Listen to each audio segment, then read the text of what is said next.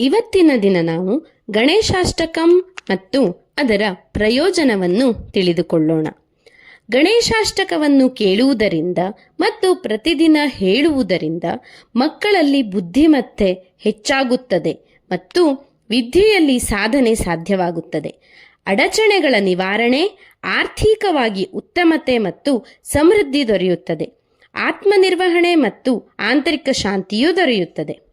ಪ್ರತಿದಿನ ಒಂದು ಬಾರಿ ನೀವು ಕೇಳಿ ಮತ್ತು ನಿಮ್ಮ ಮಕ್ಕಳಿಗೆ ಕೇಳಿಸಿ ಇದರ ಪ್ರಯೋಜನವನ್ನು ಪಡೆದುಕೊಳ್ಳಿ.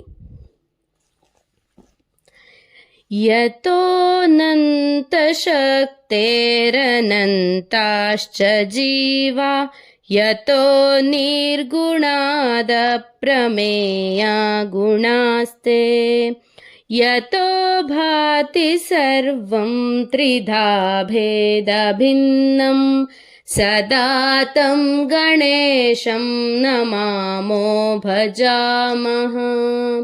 ಯತಶ್ಚಾವಿರಾಸಿ ಜಗತ್ ಸರ್ವಮೇತತ್ ತಥಾಬ್ಜಾಸನೋ ವಿಶ್ವಗೋ ವಿಶ್ವಗೋಪ್ತಾ ತಥೇಂದ್ರಾದಯೋ ದೇವ ಸಂಘಾ ಮನುಷ್ಯ ಸದಾ ತಂ ಗಣೇಶಂ ನಮಾಮೋ ಭಜಾಮಃ. ಯತೋ ವನ್ನಿಭಾನೋ ಭವೋ ಭೂರ್ಜಲಂಚ ಯತಃ ಸಾಗರಾಶ್ಚಂದ್ರಮಾ ವ್ಯೋಮವಾಯುಃ ಯತಸ್ಥಾವರಾ ಜಂಗಮಾ ವೃಕ್ಷಸಂಘಾ ಸದಾ ತಂ ಗಣೇಶಂ ನಮಾಮೋ ಭಜಾಮಃ.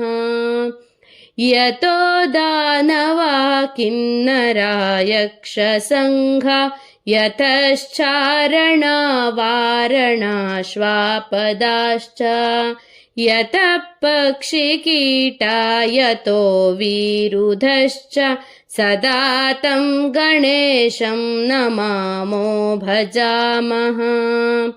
ಯತೋ ಬುದ್ಧಿರಜ್ಞಾನನಾಶೋ ಮುಮುಕ್ಷೋ ಯತಃ ಸಂಪದೋ ಭಕ್ತಸಂತೋಷಿಕಾಃ ಸ್ಯುಃ ಯತೋ ವಿಘ್ನನಾಶೋ ಯತಃ ಕಾರ್ಯಸಿದ್ಧಿ ಸದಾ ತಂ ಗಣೇಶಂ ನಮಾಮೋ ಭಜಾಮಃ. ಯತಃ ಪುತ್ರ ಸಂಪದ್ಯತೋ ವಾಂಛಿತಾರ್ಥೋ ಯತೋ ಭಕ್ತ ವಿಘ್ನಾಸ್ತಥಾನೇಕರೂಪಾ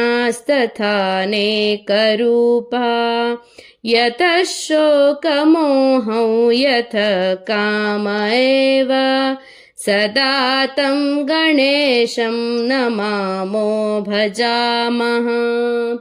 ಯತೋನಂತ ಶಕ್ತಿಃ ಸಶೇಷೋ ಬಭೂವ ಧರಾಧಾರಣೇನೇಕರೂಪೇ ಚ ಶಕ್ತಃ ಯತೋನೇಕದಃ ಸ್ವರ್ಗಲೋಕಾ ಹಿ ನಾನಾ ಸದಾ ತಂ ಗಣೇಶಂ ನಮಾಮೋ ಭಜಾಮಃ.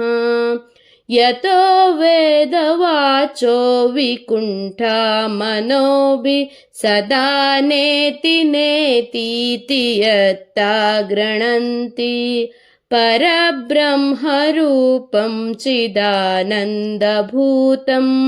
ಸದಾ ತಂ ಗಣೇಶಂ ನಮಾಮೋ ಭಜಾಮಃ.